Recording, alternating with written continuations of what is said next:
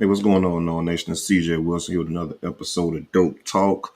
Um, Pretty good start to the season so far, right? With 4-0, much needed bye weeks. We're pretty much going to go over everything as far as the first few games, some things we could work on, and things like that. And then, of course, the remainder of the season. Then we're going to open some things up. I'm pretty sure you guys got some questions. But again, make sure you guys like this video and subscribe to the channel. Be sure to do that. And also, we just got monetized fully, so we're going to be exploring some membership options. We're going to be having that information coming out pretty soon. Of course, your comments will be highlighted, things like that. I'm trying to think of some creative ways to try to get you guys involved and get some better content, better information, and just overall better stuff. So maybe some discounts on the tailgates and things like that for all members. So I'm gonna look into that. But again, make sure you guys like the video and subscribe to the channel. If you guys have any super chat questions, I will be answering those directly as well. So you can go ahead and do that. That'll pop up directly on the screen. All right, no nation. FSU was 4-0, right? As you guys listen to the preview, the season preview, I did predict this, but a lot of people within the media said, within those, of course, we talk about how tough these four games are, with two of those games being against LSU at a neutral site, and of course Clemson at Death Valley.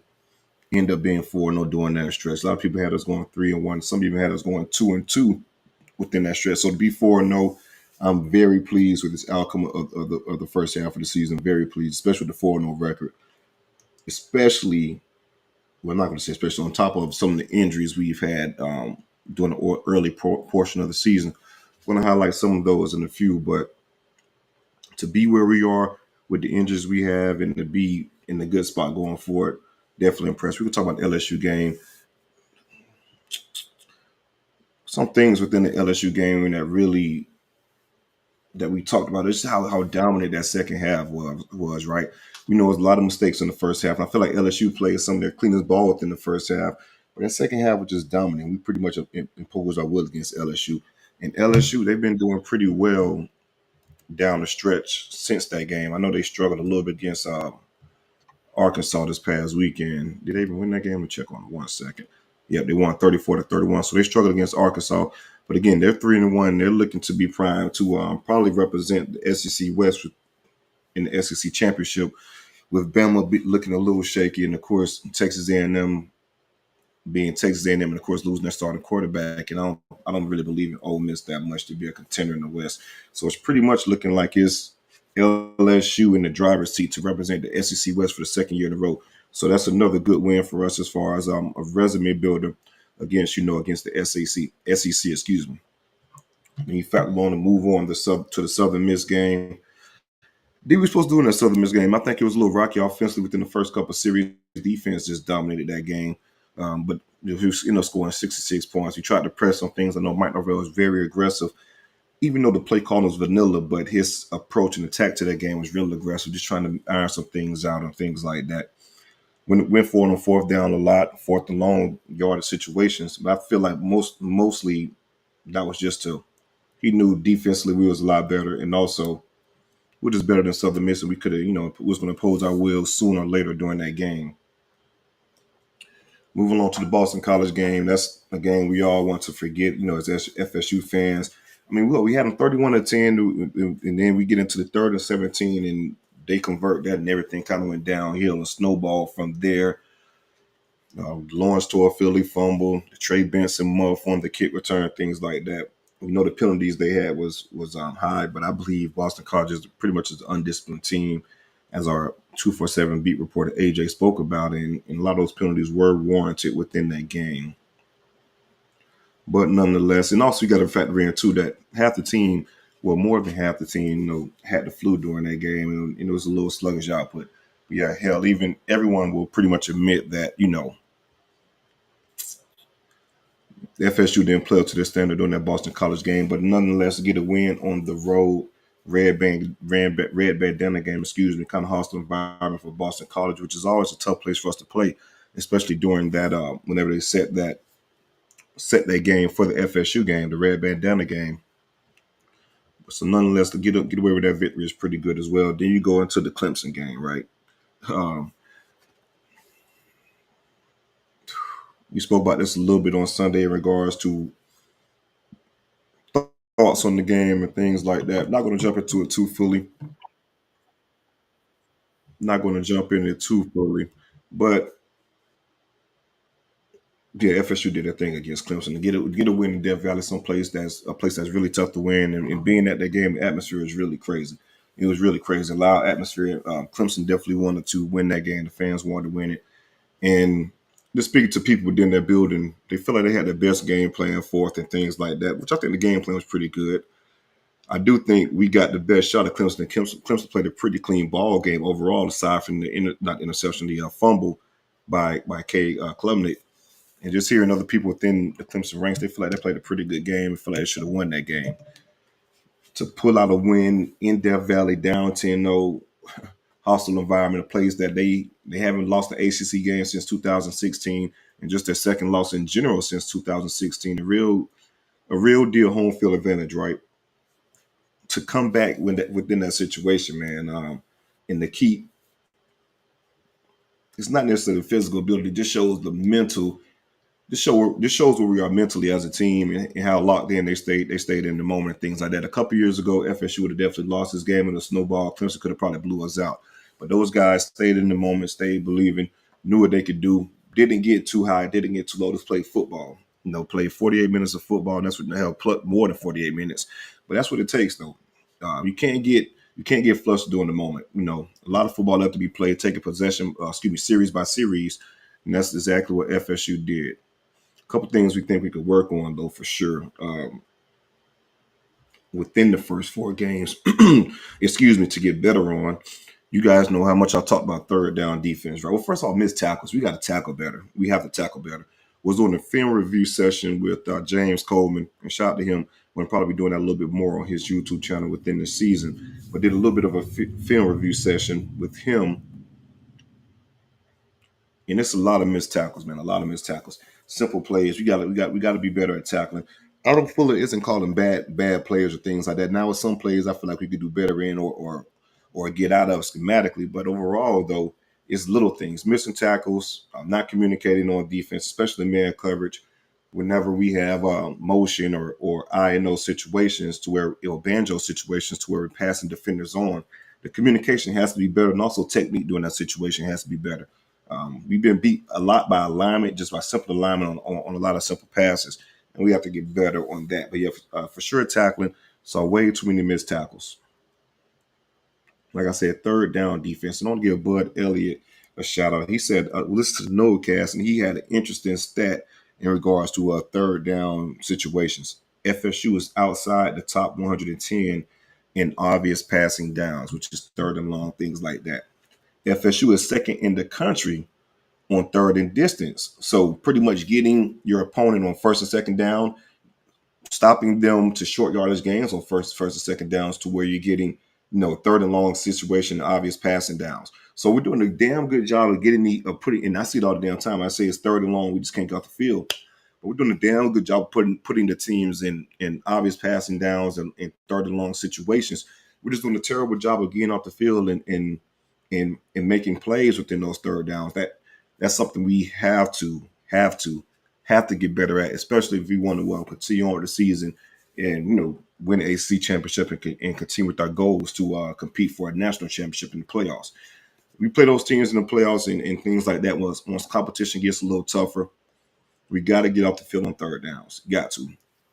Not being able to get off the field on third downs can definitely kill you in the long run. And we've seen that in the past within FSU games and FSU seasons, where we just couldn't get off the field on third down and we end up losing the game. Hasn't bit us in the rear end as of yet, but again, that's something we have to get better at. We're doing a great job on early downs to get them in long distance situations on thirds. We're just not doing a good job of converting and finishing the series on those third downs. And that just goes from just, for me, it's a lot of times where it's just situational football and knowing the sticks. So it's a 3rd and 9 that Clemson had one possession, and Fentrell Cypress like 8 yards off. He ended up backpedaling to about 6 yards. So you're 14 yards deep. The receiver just broke off the route directly at the sticks, like they're taught to do in that situation. And no matter how good of a coverage, how good of a break Fentrell Cypress could have broken the ball, you still getting that 5-yard cushion. It's the easy catch for the receiver on the sideline. So again, you're pretty much just giving up the first down and letting the receivers have it right in front of you. Just be aware of your down and distances. Like Clemson didn't attack us vertically at all during the game. They pretty much, and that's why I don't understand why we weren't more aggressive at the line of scrimmage. But yeah, they didn't attack us vertically at all. So just understand the situation in regards to the game, in regards to where we're at. Excuse me, and just play the sticks.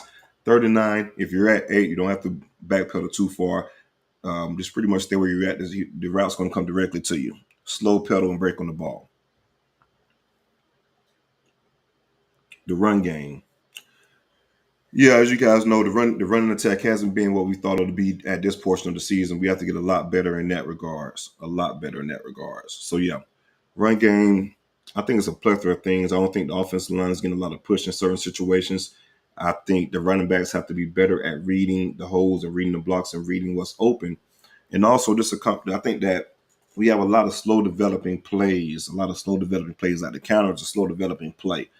So we've been playing so far within the two of the 4 games. Hell, even Boston College for a little bit as well. Fast flow, aggressive defensive lineman that's getting up the field. So with that being said, you got to be a little bit better, or kind of fight fire with fire and kind of go downhill with your blocking a little bit to do some zone blocking. And also, I think that'll help Trey a lot too. As we know, Trey is a down here runner, so if we could maybe adjust the running game just a little bit, that could help. But also, we got to factor in injuries as well. Robert Scott, the starting left right tackle, hasn't played at all this season. Should be healthy coming into the bye and after, or coming out of the bye into the Virginia Tech game. And of course, Maurice Smith. He started LSU, missed the middle 2 games against Southern Miss and Boston College. Came back against Clemson, but still have to shake some rust off and get back into the lineup. So health factors into that as well too. Got to get better in that situation. So I think in if you look at last week, well, I'm not going to go too far. I get to that in a second, but I do think the running game will get better as the season progresses. Going to make some adjustments. I think Mike and Coach Atkins are going to put their heads together during this bye week and come up with something creative to kind of figure out what's the issue with the run game and fix it moving forward. And also, like I said, just getting a little bit more healthy too.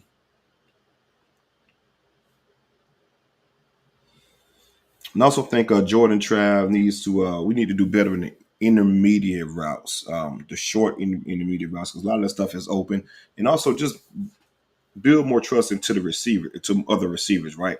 We know he has trust in Johnny, Keon, and Jaheim, but we got to build some trust within those other receivers, with Winston Wright, uh, Dustin Hill, things like that. I do want to see those guys get a little bit more involved within the passing game. A lot of stuff is open there for them. We just got to get them involved. But I do think as the season progresses, we will build more trust and things like that. You got to realize, hell, these we talk about these first 4 games, right, and just the opponents we've had and things like that. You can't really fault Travis for going to his safety nets and the big guys and Johnny Wilson and Keon Coleman. Those are NFL receivers. I think they're going to be drafted within day 1 or 2 of the NFL draft once they enter the draft. So you can't really fault him during that situation to lean on those guys within these games, especially early in the season within those big games. Just go with what you know and go with what you trust, and then kind of regroup after the bye week and go from there. And also health. And another component within the running game too, I think Jordan Travis not being Jordan Travis as far as a runner, that takes effect as well. So if we could get Jordan Travis, I think the healthier he gets, he's banging up as well with that shoulder. But if we get Jordan Travis more healthy and being, a weapon within his legs, a lot of times Clemson they'll just crashing directly down on the running back and bring it down to safety to guard Jordan to account for Jordan Travis. You have a situation like that, they're pretty much not respecting the quarterback run. And as a quarterback, the read is to pull that. But again, health has been a factor in regards to running game. But you can run the ball while injured. Just be smart with it and get down. That's something I think we'll implement a little bit more QB runs, and I think that open up the running game as well for Jordan Travis, the running backs, and all and everybody involved. That'll help us. That'll help FSU a lot. Excuse me, within the running game.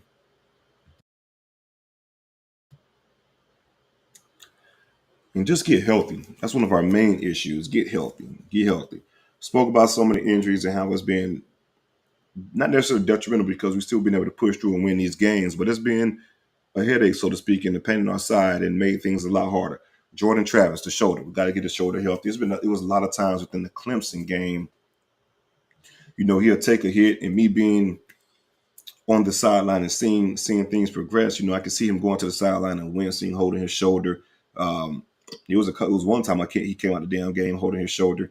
I felt like my heart dropped a little bit. I felt like we was probably going to end up seeing Tate Rodemaker doing that situation, but he toughed through and kept it pushing. So we get Jordan Travis healthy within that shoulder. Keytron Portier, that's a receiver Jordan Travis trusts. He built a lot of trust within him within the tail end of last season, and also over spring practice. He was one of the key contributors, one of the big time playmakers we had leaving spring. So we get Keytron back, who hasn't played at all during the early portion of the season. So the second half of the season, if we get him healthy, that'll be another safety net for Jordan Travis, and just another big time receiver that teams have to account for. So again, we get Keytron back in the fold. I think that'll help out as well. Ralph Scott, like we mentioned, Mo Smith, like we mentioned, and also this is a guy that's an unsung hero, so to speak, in the guy we've missed a lot within these last couple of games. I mean, a lot, a lot. Akeem Dent. Akeem Dent is a huge piece in that secondary. Made a lot of plays for us within the LSU game. Close to the line of scrimmage, was a sure tackler. Southern Miss game as well. We've been missing that presence on the back end of the safety. It's been pretty much a safety by committee within the back end. But yeah, we definitely have to get better there. With Kevin Noles to start the last game, but yeah, Akeem Dent has been a very big piece that we've been missing within the secondary. A pretty sure tackler, knows the defense in and out. He's a fast flow guy. He reacts fast to the ball. Like I said, once you're comfortable within the defense, you can play a lot faster. And in Dent, in the early portion of the season, prior to him getting hurt, he definitely showed that. So to get Akeem Dent back on the second half of the season is going to pay dividends for FSU too. And if you look at last year, after the bye week, after we had that little rough 3-game skid, we kind of regrouped and got things together and went rolling. I think we can see the same thing within this team as well. You want to play your best ball during the second half of the season, towards the end of the season also. So we haven't played a complete game yet, and we're still 4-0, which I'm happy for. But there's a lot of room to grow and get better. I think we can start pushing towards that once we get healthy, more reps, and to learn from this bye and make some tweaks the second half of the season should be really good for FSU in regards to just the potential we want to see, right? What we all know this team could be. I think we're going to see that within the second half of the season.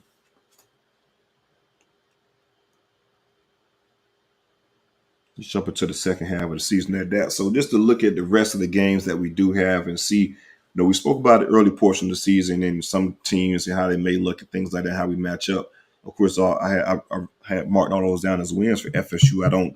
I'm not changing my opinion on that at all. But we do see what some teams have after these 4 games to get a better assessment of them. Some teams will be better, some teams will be a lot worse.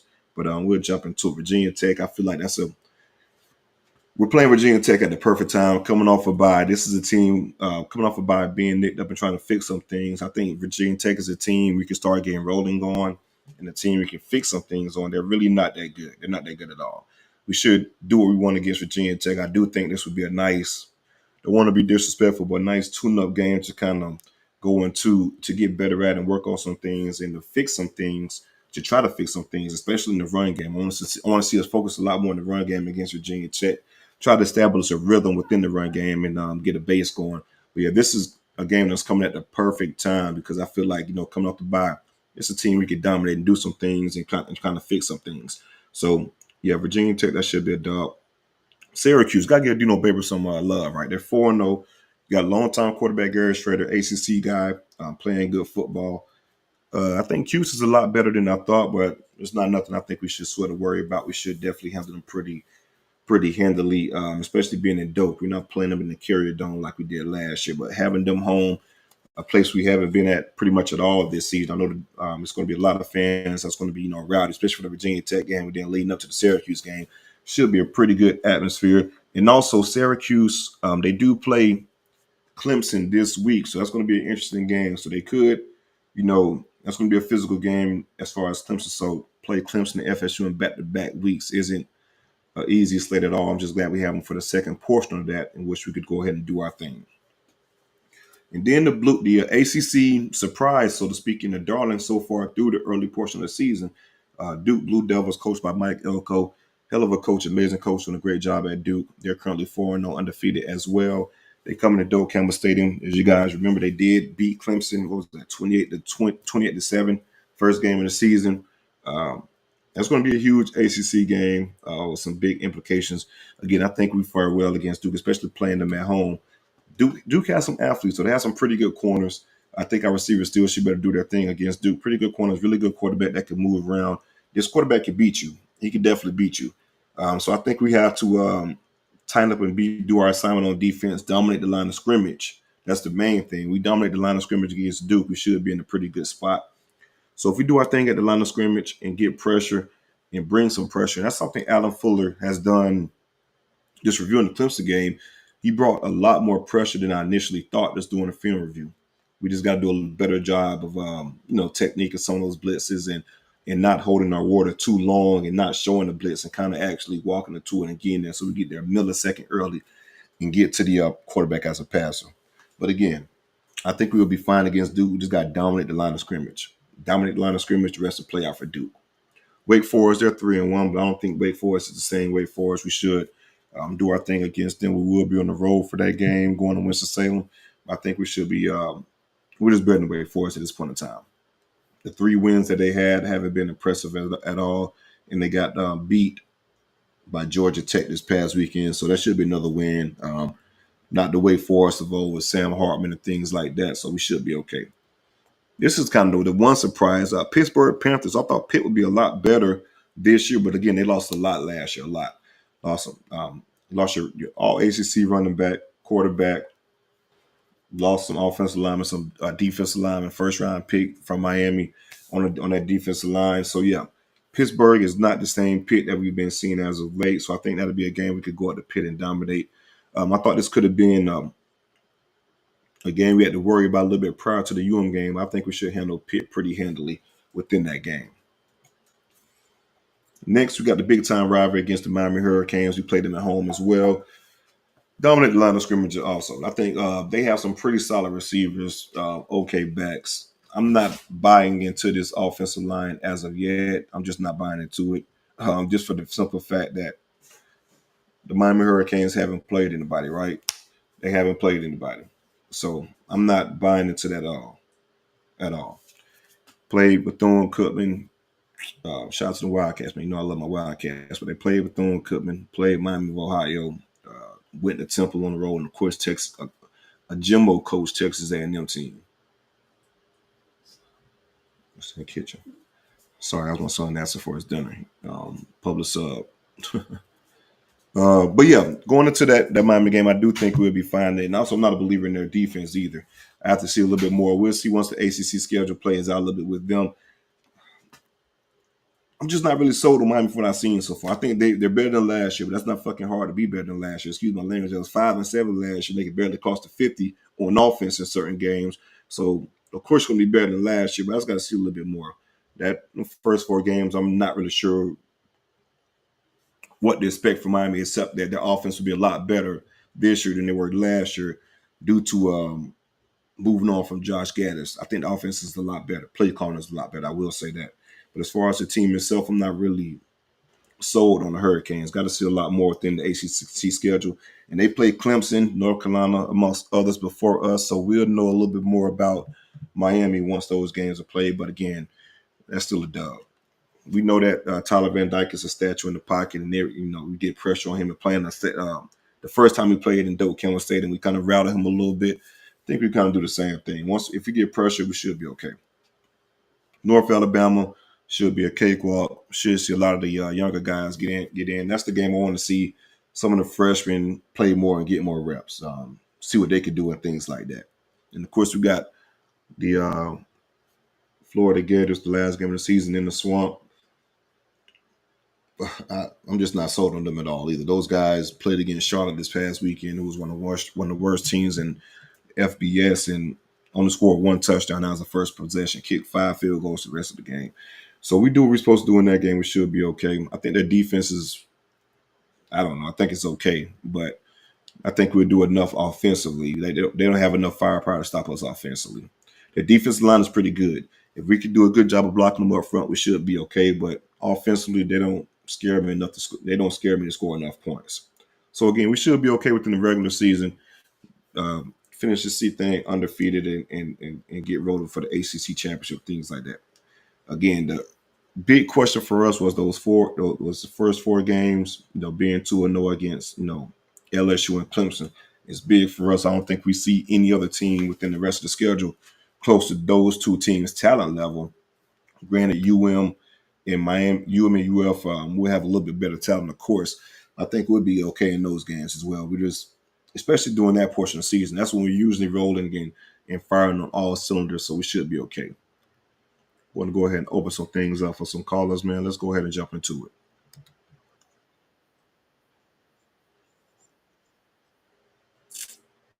You got any, we got any callers on deck?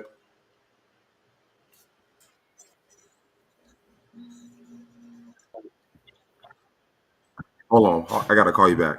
I gotta call you back. Yes, I'm sorry. Yes, my bad. You there, bro? Can you Yeah, hear can me? you hear me? Yeah, talk to me, bro. What's going on, I dog? apologize. I don't know why my video is not working. I know. Yeah, man, my bad, man. I was on the phone. I'm sorry. Conference call. Here we go. What's up, man? Chilling, bro. It's good to see you, dog. Good to see you. Oh man, I had a fabulous weekend. I had to go see them Rattlers take care of business. Oh, so you came up for the Alabama State game? Yeah, man. My wife, she graduated from FAMU, so I had to go support her and her family, and then stop by Doak Campbell, tell Norvell congratulations for taking care of Dabo and the Clemson Tigers.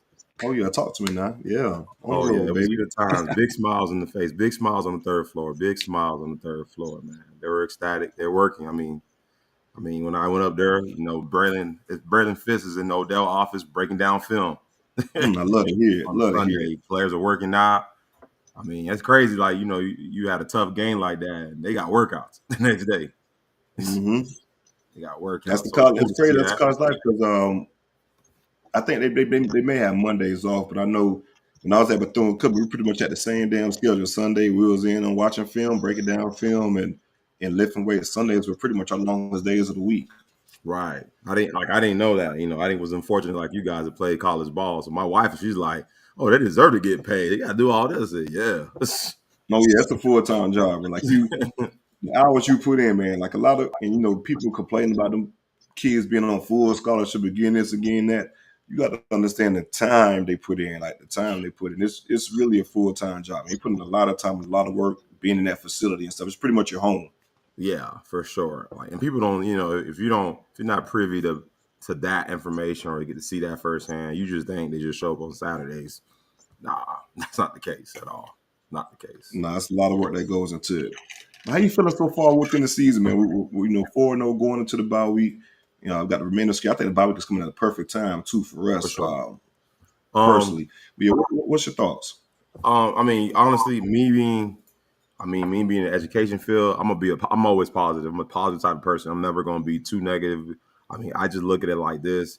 Um, it's probably not what we expected on the field from quarter to quarter, but I'm looking at it like this. Shit, we're 4-0, and we're playing. We haven't played to our ceiling yet. I just can't wait to see what our ceiling looks like. I mean, I got the ultimate faith in Norvell and his staff. They're going to get it done. They're just going through a little something. You just got to figure out. I mean, we're talking about, as fans, we're talking about, man, hopefully we could just split between Clemson and LSU. Shit, we're Yeah, 4-0. 4-0, Like, right? yeah. I mean, and now it's just, the ACC threw a little wrench because Duke is better. Miami's better. I mean, so there's a couple of ACC teams that we thought that was going to be a little, not gimme games, but more manageable. But at the same time, I mean, we have the roster and the coaching staff to handle those teams. I mean, if you're not going to win now, then when are you going to win? So, I think we're up for the challenge. I think as soon as we work those little things out, like you referred to Bud Elliott breakdown, they had a lot of good stuff that they broke down in that YouTube link. And it was just like, and Bud, he comes off as people think is negative, but he's just realistic. But he said a lot of good things. If they can work out, shoot, this sky's the limit with this team. That's the thing. All of it's correctable though. Like, it's nothing to where it's like, nah, this isn't. It's just what it is, and it's some seasons in regards to we just know we're not good enough to compete, right? It's Right. not that case at all. In which hey, we still handle business and we do certain things. We could be a lot better. All the stuff is correct, but it's nothing that's just detrimental to the rest of the season to where, nah, we just know we can't do that. No, we definitely got to avoid that. No, it's, all the stuff is correctable, which is a good Right. thing. Yeah, that's We for got the sure. I best mean, running back in the whole damn league, and we got a quarterback that's gonna toss that thing. Right. We got a super chat, man. Shout out to Renegade, man. Who was your favorite to win the Heisman? Why is it Jordan Travis? Damn right, man. That's my favorite to win the Heisman. But I will say, a guy to keep your eye on is Penix. FSU fans is real familiar with him, kid from Tampa, and we know how that recruitment kind of went. He wanted to go to FSU, but Michael Penix out there in Washington, he's putting up some numbers. If they can win some big games, because they have a tough schedule, play USC, play Oregon, and things like that, he could be a guy to watch out for too. But it's Jordan Travis all the way though, baby. for sure. I mean, he has more marquee games coming up this season. He already had Right. 2 on the big And stage. that, like you said, I think it helps us out as well because I think Duke is going to be a big game for us if they continue. I think they have Notre Dame in They two do. weeks. It's college game. No, it's this week, and it's college So game. this weekend, that's gonna be an interesting game. So I'm gonna watch out. I'm gonna watch that game. So they could beat Notre Dame. That could be even bigger game. So Duke and hell, if Miami do their thing, we could end up having game day in Tallahassee, which I would freaking love. But yeah, Right. so I think we got a couple games down the stretch, which helps us out, schedule wise, and resume wise. That in regards to us has been a little bit better. Them been a little bit better to help us out down the stretch. Especially with I think with more parity in college football. So the teams like Duke and North Carolina can definitely climb the rankings if they continue to win with teams losing left or right, and teams not performing eye tests because that's a huge Agree, 100%. win. What was that? No, I say I agree 100%. Also, you got to factor in the ACC kind of throwing out the divisions and it being the two best teams. Right, So that's going to be interesting as well to see how that plays out. And it could be, play another good team for the ACC championship. right. What do you think about recruiting wise? I mean, we're number 5 in the nation. We think we have a top 10 recruiting class. I think we're number 6 behind obviously the Georgia, the Alabamas, and I guess is it Michigan probably of the world. Yeah, I think I'm not sure what it'll be. I say Georgia, Alabama, Ohio State for sure. But yeah, I think we'll be Florida too. They're a spot ahead of us. But I think we'll be fine within the crew records. We think we got a couple guys down the stretch that we're trying to close on, a couple big time guys. Of course, Jeremiah Smith. He's the guy receiver game changer. Nye Carter still recruiting him. The guy that just decommitted from Georgia. Miami is in it as well for him. JoJo Trader still recruit. So it's a lot of guys that are still recruit. I think JoJo ended up sticking with Miami at this point in time. But it's a lot of guys that are still recruiting. Jamari Howard, cornerback, who said we currently lead at this time, top 100 type of guy, cornerback. So I think the recruiting rankings, I think we could, if a couple things roll in our favor, I think we could be within the top 5. But I do think we're a top 10 lot for sure within the recruiting rankings. LJ McCray is a guy who has an official visit scheduled for the Miami. I think not Miami game. I'm going to say it's a Syracuse game if I'm not mistaken. He has an official visit scheduled, and then he's going. That's which is in a couple weeks, and he's going to commit shortly after that. So we're still pushing for a few guys down the stretch that could push this recruiting class to top 5. Gotcha. I mean, yeah, I think so too. I mean, they're recruiting one of our kids. He's a highly rated defensive back. He wants to commit. I told him just pump the brakes. Get to know the coaching staff first. So yeah, I think Patrick Surtain is going to be at our game this week in Palm Beach. So they're flying out because they are on the bye week. Yeah, he's gonna commit this weekend then. Now We're I'm gonna telling feel like him that he wants to, but I'm telling him just chill a little bit. it's Get to know the the coaching. 2025 kid we talked about, correct? Yeah. Okay, gotcha. Yeah, for sure. Yeah. Let them slow it down a little bit. At the very least, go through spring, go through the spring a little bit, and take some trips and see what's out there. For sure. But he knows in his heart where it's going to be, which I'm not going to complain about at all. For sure. But just one last thing before I leave. Listen, man, them coach staff, they doing their thing. They ready. I mean, they were first thing in the morning. They're working, trying to get in there and game planning for the next team. So it's pretty cool to So see. you was at the facility. So what was the spirits like in there in regards to being after that big time win against Clemson, getting the monkey off Man, your back? We've been winning the ACC for the longest. What was the vibes like being in the facility at that point in time? I tell you one thing, the vibes are totally different when you're winning for sure. I mean, I mean, you know, especially being as fans, you don't not too many people get to experience like what some of us are privy to, like, you know, being on the third floor, hanging out in coach's office, you know, like it's a definitely a good experience. Like I called Mm-hmm. Norvell office, Bobby Bowden's office. Like I'm in Bobby Bowden's office.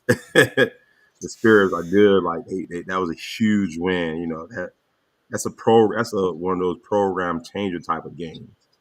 You know what I mean? It's like you haven't arrived yet until you win. You know the ACC for sure, but like that's another hump you got over. You know what I mean? You enter that street, especially to end it at Death Valley.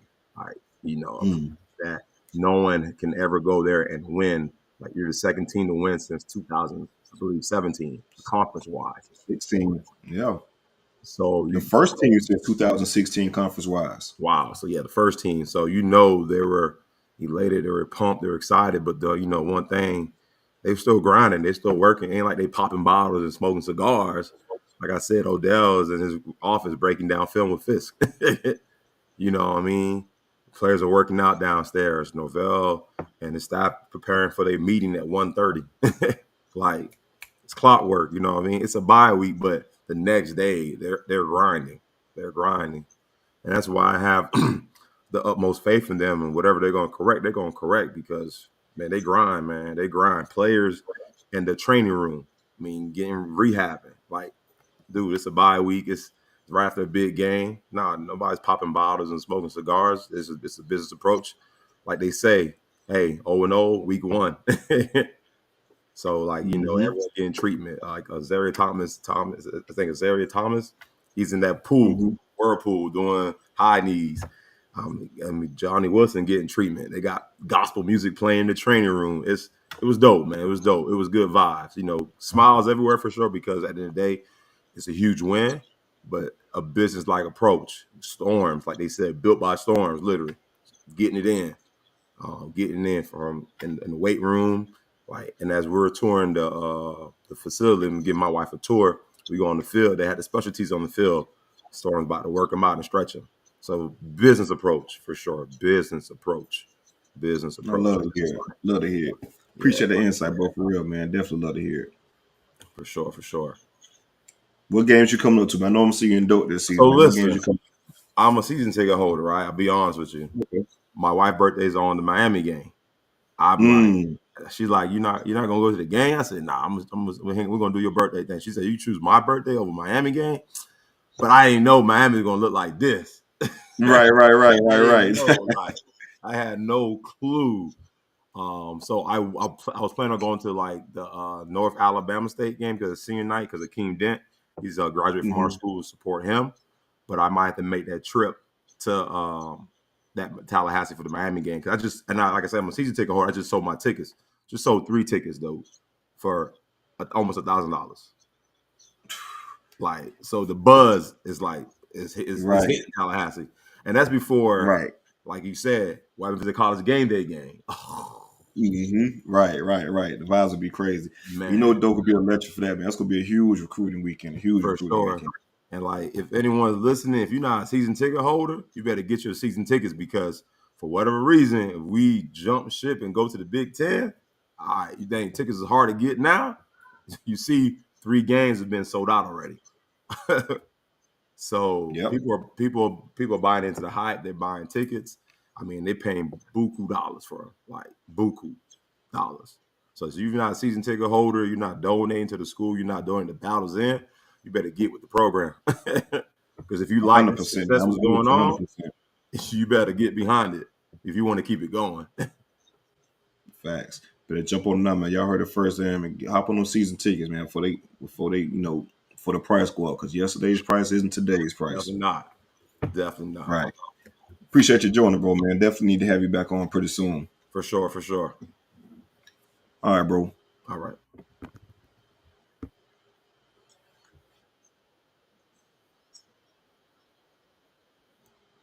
All right, man. We got a decent amount of people in here, man. Make sure you guys like this video and subscribe to the channel. And take 1 second to like, 1 second to show a little love. Just want to get the video, going with the algorithm to get it out to no fans like you guys that want to have similar type of content because plenty of them out there. So make sure you guys like this video and subscribe to the channel. Appreciate the love. Let's get another caller in. Yeah, I'm here. Justin, you there? Yeah. Can you hear me? Justin, you there? Yeah, I'm here. Can you hear me? I Hello? think you're on mute. Well, I see your microphone go on, but can't hear you. Oh, hello? Check, check. While we get Justin's audio going, like I said, we're going to be venturing into the membership portion of and just try of YouTube, just try to get some monetization stuff going. So throw some recommendations in the comments what you guys recommend for members and things like that. Some stuff that you guys would want to have if you were a member. Yeah, we got a super chat, man. Play my theme music. Florida State, your brothers, your team, your heartbeat. We some dogs. We ain't no puppies. All right, real quick, what changes do you think we need to make in the secondary? I feel like it's been hard for us to get off the field for third downs. I appreciate the donation, Tamika. Second, changes I think we need to make in the secondary. Just be more aware of the sticks. Be aware of Can you hear me? situational football down the distance. Yeah, I hear you, Jess. Hold on 1 second. Let me finish this take real quick. Appreciate you. But yeah, just be more aware of the situation where the stakes are. That's my only issue with third down. Be more aware of the situation. I do like some third downs. I feel like we can be a little bit more aggressive to bringing some blitzes. But like I said, Fuller has been blitzing a lot more than I thought. But just better situational football and being aware of the stakes. That's the main thing, because I could point to a bunch of third downs within the Clemson game to where perfect defense was called. We would miss a damn tackle here, or we just couldn't. We weren't aligned properly, or just didn't play the stakes properly. So that's my thing on third down. If we could do that, this would be a hell of a defense. Hell of a defense. Justin, talk to me. What's going on, CJ? First of all, everybody like, subscribe to the video. You know what time it is to the channel. Let's go with that. Battles in. Make sure you donate to that. Rise of Spear. Make sure you donate to that. You guys are trying to make Florida State better. You dig? I had a couple critiques on the watch backs. I like J Trav. I have seen some progression, but I have seen him like hot read the first wide receiver and not look past the first or second option. Like, and then like you said about Bud, because I watched the saying that the Noles cast as well. He's getting the time to do so. It's like, is he not confident because Robert Scott's not over there? Or is he trying to like develop that confidence with buyers on his blind side or something like that? It's just like you get in the time and you just still trying to force it to Johnny and Keon when you have Destin Hill streaking open across the middle, or Winston Wright up the seam. That's one thing. That's Jay Trav. But the wide receivers, they are all world, and I wish I had their capabilities. But man, they And got to I'm make with you those. 100%. They just got to make those tough catches, man. Like, we're going to get press coverage. We're going to get man coverage when we start seeing like tougher competition. It was just not good to see, or sad to see, should I say, the lack of fight through in the Clemson game of like bullying. Like the dude number 2 for Clemson, dude was doing this thing on both Johnny and Keon. The DB, I don't know his name, the one who got hurt. And yeah, Nate's going to be a first round draft pick whenever he enters the draft. He's that type of player. But I'm like, even with the young cats, like y'all, yes, they letting them play physical. We'll get physical back as a receiver. Our D line is good. I just think that we're working on rotational issues on that. I think they're trying to figure out who's going to give the max effort each time, every time, instead of just giving some people just some play because they're just trying to give breathers to other people. And the DBs, I just want them to anticipate a little bit better. I anticipate a drag route. Anticipate a comeback to the sticks. That's how you get the operation takeaway. Right? Like, you got to anticipate some of these things that I guess it's football IQ down the distance, as you spoke on earlier. It's just like, come on, man. I'm seeing this in my living room. And I'd be like, I swear I'm screaming at the TV, but I wish I had the quick twitch. You know what I'm saying? No, I definitely But understand that. and then Kevin Knowles need to come along. I know that he's doing that in to help the team. as far as the depth wise at safety. But there's a couple of things that I'm sure he could, as he see the film, he could trigger on a little bit faster. But and then defensively, that third down, touchdown, we just need to be aggressive, man. Aggressive, aggressive, aggressive. It seems like we play better when we blitzing. The defense is flying around faster when we blitzing. You're getting 11 hats to the ball when we're blitzing. I'm tired of us trying to play zone and we can't handle that drag route or the bunch formation. And the third receiver that comes off the line is just running a daggone 5-yard drag across the middle and turn that thing up to 60 yards or so. But and last one on Georgia Travis, anticipation. If he can anticipate a tad bit faster, these wide receivers will probably be over 1,000 yards right now. Yeah. I'm Go ahead. Finish your take. Go ahead. No, I'm done. I'm ready to listen to what you got to tell me. Yeah. Well, hell, which portion? Because it was a long. You said a lot. Now, which portion we gonna talk about first a little bit? But speaking on that last piece about Trav, I do think we was pressing a little bit in certain situations. Just especially the LSU game, we saw a lot of press within the LSU game and things like that. And I do think hell, we do got the capability at receiver. If we dump off that 5 or 6 yard pass, they could turn that to a 30-yard game within the instance. But yeah, it's just about building more trust, and I think we can do that within the bye week.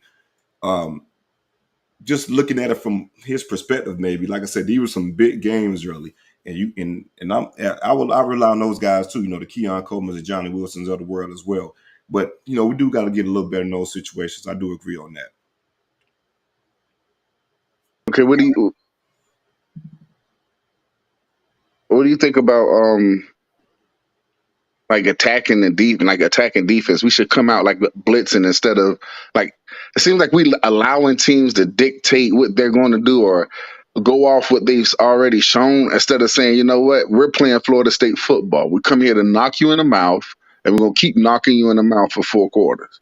Yeah, so in regards to that, I was of the same thinking prior to, what was that, Sunday or Monday? I think it was Monday. I was of the same thinking prior to Monday. We got to be more aggressive. I still think we got to be more aggressive in certain situations, right? But at the same damn time, just looking at the film review, Fuller brought a lot of pressures. He brought a lot of pressures that we just really didn't see on the initial watches. And a lot of those pressures, we just didn't do a good job of getting home of, or just do a good job of. I think we hold our water a little too long. Like D-Lo's blitz was freaking perfect, but it was from a still position. If we get a little bit better in creeping down and getting in position to blitz, we'll be a millisecond quicker and just that fast to get to the ball. But I do think when Fuller does blitz, he usually just brings 1. So we're pretty much just bringing 5. I would like us to be more aggressive and to bring 6 in certain situations and maybe have 5 in coverage, or hell, even 7 in certain situations and have 4 in coverage. I wouldn't mind that. We've seen that in the past with Mickey Andrews and things like that. When Fuller blitzes, when Fuller blitzes, it's usually just one guy coming. He's not bringing multiple guys, which is one thing I do want to see as far as being more aggressive, bringing multiple guys within the blitz and getting more aggressive on the quarterback. Because like I said, we do allow quarterbacks to get comfortable, which I don't really like. And we did that in the first half with Caleb, but we allowed him to get comfortable. Even the quarterback against Boston College, Castellano, we allowed him to get comfortable as well. That's something we do in allowing quarterbacks to get comfortable and build confidence. When you have shaky guys, like for instance, I think the success rate for blitz against K Club that comes to the game is 40%. You bring multiple guys against him, we get home a lot, and we have him rattled, shaking up pretty early. So I do agree we could be more aggressive in certain situations. We do blitz, but I would like us to bring more within the blitz. That's my only critique on the blitz. I just think he said one real quick. I gotta address these super chats real quick. Play my theme music. Play your theme music, bro. I said, are you strong? They said, I'm strong if you strong. And I said, we strong then. All right, appreciate you, Brandon. That's my boy, Jason Staples, Bud, Jeff Cameron, 3.6 locks left that he needs to shave. Who is your go-to for FSU coverage? Go Noles, brother. Brandon, you a fool, man. We got another super chat. Hey, appreciate you, Frank. I'm rich, bitch. Boom. Yeah, man, appreciate you, Frank. I'm going to dinner tonight with that, man. Appreciate it. Real dope donation. Huge fan, CJ. Just want to shout you out for everything you do for us. Appreciate you. Can't wait to hit you up. Excuse me. Can't wait to hit up Dope Campbell Kane Stadium. Oh, excuse me. Can't wait to hit up Dope for the Canes game. Texas, no. Oh man, that's dope love, man. I appreciate it. Definitely can't wait to come kick it with you, man. Definitely hit me up to the side, man. We go kick it and hang out real good for the Miami game. I'm gonna take care of you. Have you something special at the tailgate for the Miami game. But yeah, go ahead, Justin. My bad for interrupting. No, you good, man. You got to get them super chats in. I was gonna for sure say, I get it, but it seemed like that. Like, how can I say this? Like he seems to the full of who I'm speaking on seems to really truly, I guess, allow teams. He, like you say, he allow teams to get comfortable, but I don't think it's just more like he just wanting to read them instead of just go and force them to do something. I want us to force a team to go play a certain way instead of let's read and react and then make our great second half adjustments, which I have no complaints on. I have no complaints on the second half adjustments. It's more like I just want us to dictate the pace of the game from the jump and not wait to the second half to have to start trying to dictate how we going to play. No, man, that's a good tape, man. I got no complaints with that take at all, man. That's a damn good tape. But nah, man, I appreciate you for hanging out, man. I saw you at the tailgate for the LSU game. I'll be out there for the Canes one, bro. We gonna make this guy jump, bro. Let's go Noles, man. Yeah, man, that Canes tailgate is gonna be crazy, man. It's gonna be stupid. Go Noles, bro. Can't wait to see you down in the UN. Appreciate the love, man. Definitely appreciate the love for sure. Make sure you guys like the channel. Excuse me, like the video, subscribe to the channel. If we got any more callers that want to join in, let's do it. Let's talk a little bit.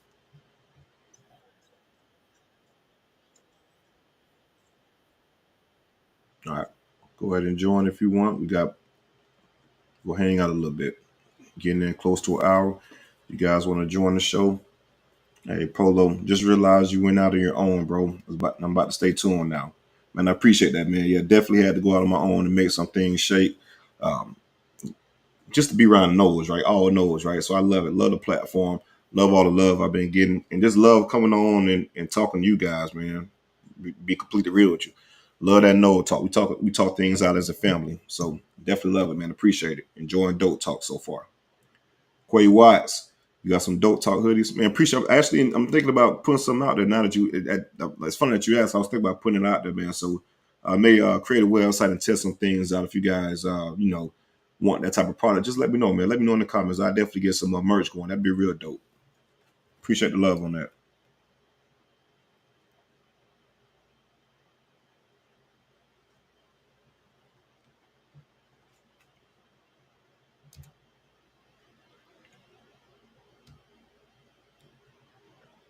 Yeah, we're coming into this bye. Are we going to change anything on the defensive play calling? Again, I don't know. As far as that, my own, because looking at the review, I'm telling you, it's a lot of the defense. What the defense wasn't bad. It wasn't a bad call on defense at all. 100%. It was a couple things that we could have adjusted on, but it was more so those player mistakes. So if you take a hard look at the film, you kind of understand defensively, what they're doing and stuff like that. Um, it's a lot of stuff we left. It's a lot of players left on the field for sure. A lot of players and players left on the field. The coordinators can't make the players themselves. My only critique, like I said, if we could bring more pressure within the situation, multiple guys on blitzes, that'll be my only critique. And my boy 36, I know he gonna talk a little bit, especially with all these questions about look at his name, about Fuller the defense. 36, talk to me, bro. What you thinking? This is James Coleman, former FSU fullback. Talk to me, bro. And also let the people know where they can follow you at and subscribe to all your content. For Den Media Group, we 21 away from giving away $300 on Friday. So once we get to 3,000 subs, every time we get to one of those, we give away some bread. So if I were you, you want to get some bread. $300 is a lot of $40. You can get a lot of $40 specials with $300. So and then once we get over 300, we're gonna give away 2 pairs of tickets to the Virginia Tech game. So we get to over 5,000 by Miami, we'll give away 2 pairs of tickets to the Miami game. Those games are sold out, but man, it was fun on Monday, bro. It was real fun. I'm gonna drop on Facebook. I'm gonna drop the full unedited because we was going for 13 minutes. Ain't know we was even off. It was some good J- content. So I was just pissed off that it got ported up one time. But yeah, it was definitely some good content. Yeah, man. So I'm just like a lot of stuff is just a lot of things people just don't really know, and I think a lot of times, especially after I done found out that some guys is out here breaking down film and don't know what a wheel route is or angle route is. Sometimes some of the people we getting this information from don't know exactly what they're looking at, and I'm gonna be honest with you, as a guy, when them bullets flying, man. Yeah, It ain't quite the same, dog. Like it's like we see Destin Hill running down the field, but he see a 6'4", 265-pound defensive end coming at him, or a 300+ pound guy pushing the pocket. So it's, and the same thing with Fuller. Like upon further review and you watching it, and you watch how many times Cade Klubnik got hit yeah, and stood in the pocket. It's like I have to ask people, like, what is the definition of a blitz? Just like I want to know what the definition of a counter is, because what we called it when people who play, like, it's a little bit different, but hmm you want six, like you were saying, you would like 6-man pressures as opposed to 5-man pressures. Like that's different. But like if we're right, bringing 5 people, guys, I don't know what to tell you. That's blitzing. We had to yep, bring, we brought sometimes you can get away with bringing one more than what they got, but when you got guys who aren't doing zone very well right now, I think that's why we can't bring the 6-man pressures, because there's only one type of you can only run zones, and even like the catch with Shipley. if you're bringing 6, man, you pretty much what we could do is pretty much just run zero coverage across the board. Now that would be the argument that I would have with guys like Cypress and Hmm AZ is good enough to be able to do it, and in Green, I'm just gonna take my chances and just be like, we're gonna run this, and you just got to beat me. At But least up to 6, we could probably get there, in time. If anything, impede the time and things like that. I like the delayed blitzes that we're doing. Yeah, The the hit on with the Loach, it was great. My man, what is it, Jordan Reed? Shout out to him. I saw him up in the press box at Clemson. He brought up a good point. It was so delayed that the running back fell asleep, because running backs have inside outside pass protection on that blitz, and he didn't see the guy inside come out. Kalen was so far over yep. he was over the slot The that he slot went to receiver, go yep. help somewhere else, and he came in scot free. Had the running back done his responsibility, it might not have been as devastating of a hit. But we did the same thing from the corner. I mean, excuse me, from the short field. I believe it was with Green. Hmm Green blitz crushed Klubnik, but remember we were talking about it on the video. My man threw that bitch blind. Like he just hmm threw it, and Shipley happened to catch it, but like half a second, which is frustrating because that don't solve it. But a lot of the stuff, like they're getting there, is just they're not making the tackle, and so all that being said, man, We're like a a lot million of seconds off it's certain a situations on it. like we're complaining 4-0 when a lot of people picked us to be 2-2, and a lot of us would have been happy to come out of this bitch 3 and 1. 3-1. So Yeah. I'm just like, guys, we know we haven't played a fully clean game. We got a bye week. Man, if y'all critique every aspect of y'all life the way y'all critique Florida State football, man, y'all might not be welcome at the tailgate. Y'all are some very critical ass people, man. We goon it up. We don't have glass silverware, and cups. We're gonna have red Solo cups and some stuff, man. Might have to get your hands dirty. This might not be the environment for you. But but as I joke, as for me in my house, y'all already know who Trey Coleman's favorite coach has been and will always be. So we are Adam Fuller apologists, because at the end of the day, if you score more points than the other team, we win. That's typically how it works. So, but nah, man, good stuff, man. Appreciate you, dog. We got to try to get that other film, so that we can go back and do that. I think we should do an LSU breakdown if we can get it, Well, if as we get well the as film, we'll do every damn Boston game. We'll College. go back and do all of them if we get that Yeah, film. so people can. I think it's time. At first, I was like, man, I used to always say the last thing Florida State needed was another podcast. But Hmm maybe after looking at it and listening to some other ones, man, maybe we do need a couple more, man, that could just break stuff down on the real. So, but yeah, I agree good 100%. stuff, brother. Especially the perspective we was given. Last thing before I get you out here, man, let's talk about the tailgates. A lot of people been asking about these tailgates that we have coming up in the home game slate. Let's talk about what we got lined up and how big these tailgates will be for the rest of the season for the home games. The first one we'll have Virginia Tech is 3:30, so it'll probably be a 12 o'clock kickoff for that. Give us some grace on that. Like that's not noon, but that's an early motherfucker right there. But Hmm. we will have a Tech, and it really just everything's dictated based upon what we're gonna do. So, like, if Syracuse is a noon game, I'm gonna go ahead and tell you we're not having the Syracuse tailgate. But if Duke is at 3:30 or 8 p.m., we'll do that. The goal right now is to have 3 tailgates in October, and then we're gonna have the Miami tailgate. And I was thinking somebody hit me up on my line, a guy named Ryan who's a Gator, and my man with the pit bull, CJ, that be coming in talking reckless sometimes. Really Yeah, cool cat. He bit my ear a little bit, and he said he might have some little plot of land right by the state by Ben Hill Griffin. I had never been to Death Valley as a fan since 2000, and I hadn't been there since 2005, and I haven't been to Ben Hill Griffin since 2005. So and I mm, think it's not here to cause, I ain't never here to cause no problems, but people like to talk reckless. So, when when they was on our turf, it was very friendly and it was peaceful and it was a great splendiferous time. So I hmm, plan on going on their turf. And sometimes people feel a little bit different when they home and comfortable. So I want to yeah, see if yeah, people feel a little bit yeah, froggier. yeah. I feel you. So You want to take your shoes off a little bit. yeah, but I want people when they're comfortable if they're gonna be the same person or if we're gonna sue for peace. So we may end up having a Gator tailgate as well, but y'all keep in tune for that. But we definitely gonna have 3 in October as long as there's no noon kickoffs. But y'all gotta check the link. We'll put it out. The VTech one should be going out tomorrow. But I'm gonna say this: if you wait until fucking Thursday or Friday, I don't want you. You don't have the right to complain about nothing at a goddamn tailgate. We got to buy this stuff way before advance. Please buy. We want to have as many people come as possible. This money goes to good causes, not just nonprofit. It goes cause my kid needs some shoes. Cause CJ got buried at his house, he got to feed. Cause we like to take trips. We got all kind of causes that we got to do. But real talk, man, we want people to have a good time and enjoy dope and creating an environment. Because again, we will probably have TVs out there. If you can't make it into the game, make it to the tailgate. Let these recruits see it. I'll leave you at this. I happen to know a couple big name recruits, right?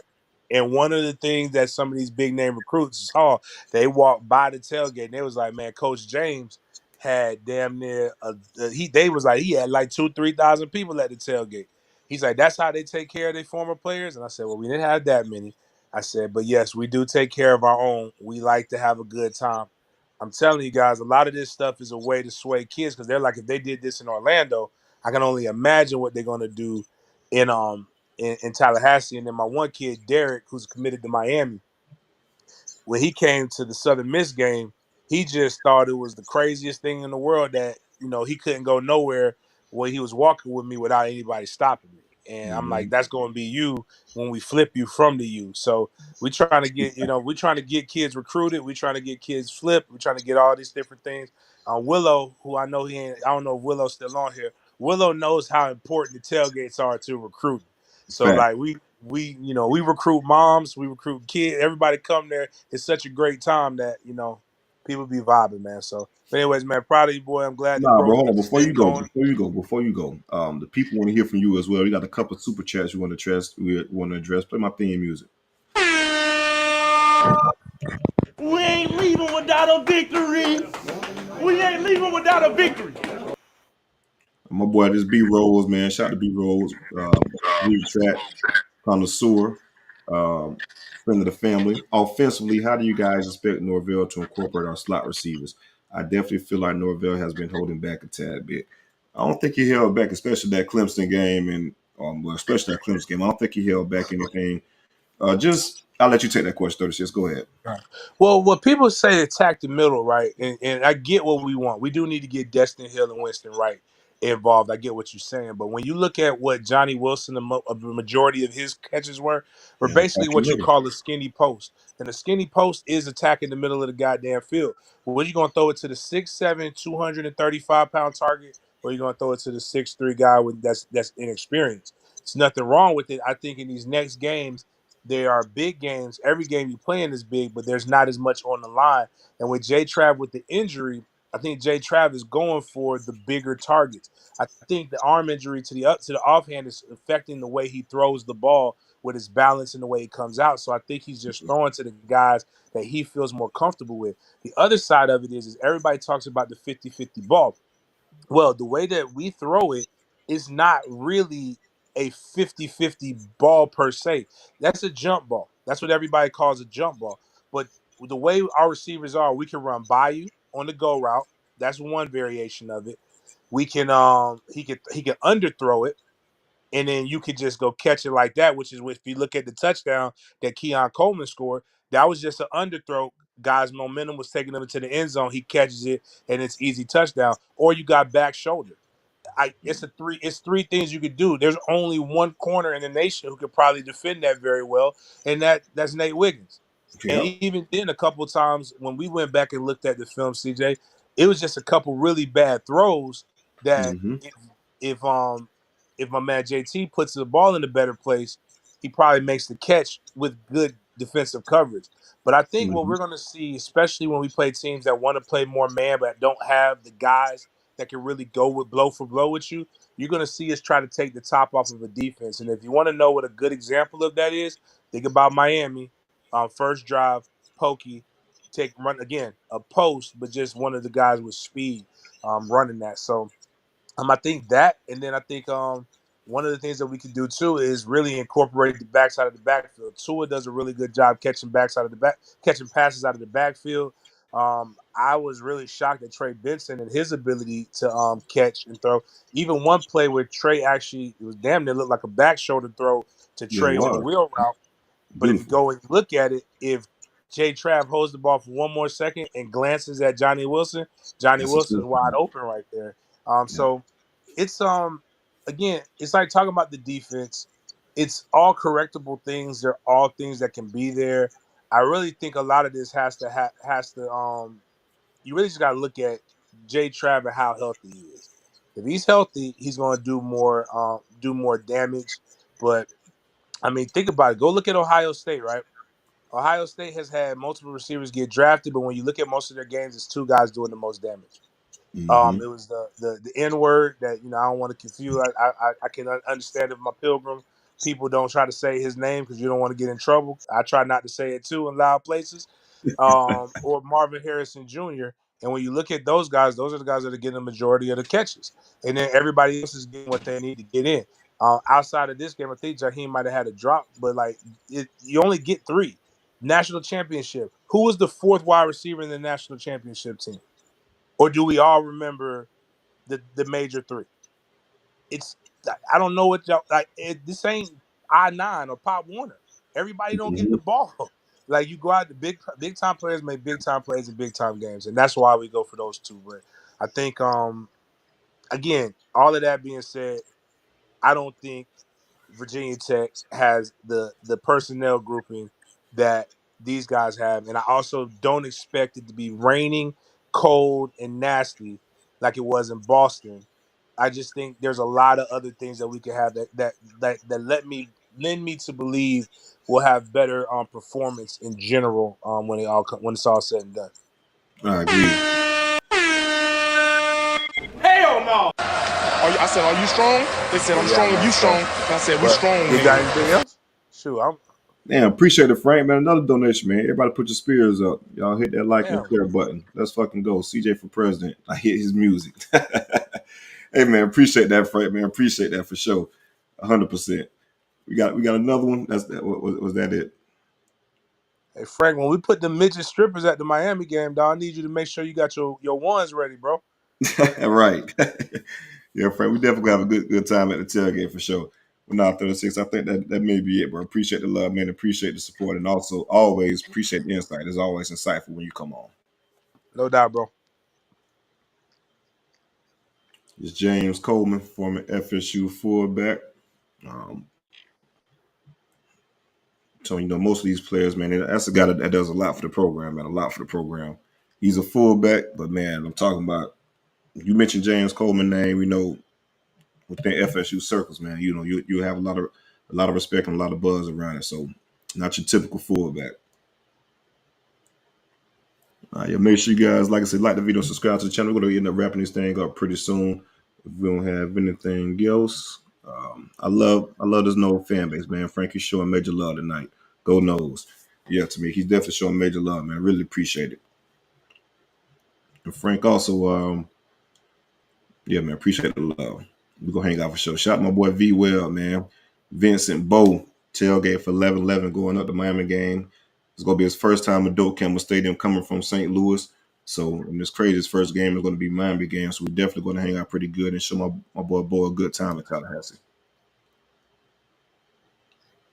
How much is the tailgate? Tailgate, typically $60. Tailgate is $60. We do have some that be for $30 during the early portion of the week.